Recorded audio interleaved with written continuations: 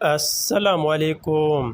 پاکستان کا سری لنکا کے خلاف 2 ٹیسٹ میچ کی سیریز کے لیے متوقع اسکواڈ: بابر اعظم کپتان، عبداللہ شفیق، امام الحق، شان محسود، سعود شکیل، سرفراز احمد وکٹ کیپر، محمد رضوان وکٹ کیپر، آغا سلمان، محمد حرار، نعمان علی، ابرار احمد، شاہین شاہ افریدی، نسیم شاہ، حسن علی، امیر جمال۔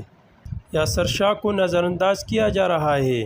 یاسر شاہ کو سری لنکا سیریز میں شامل کرنا چاہیے تھا، وہ ایک اچھا لیگ اسپنر بالر ہے۔ عبدالرزاق۔ سری لنکا کے خلاف شاہین نسیم کی جوڑی ٹیسٹ کرکٹ میں خوب کامیاب رہی گئی۔ سری لنکا میں اسپنر اچھی پرفارمنس دے گئی، وہ زیادہ تر اسپن ٹریپ بناتی ہے۔ میں خوش ہوں کہ میں ٹیسٹ ٹیم میں واپس آ گیا ہوں۔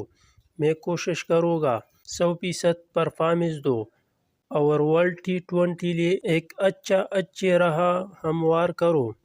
حسن علی۔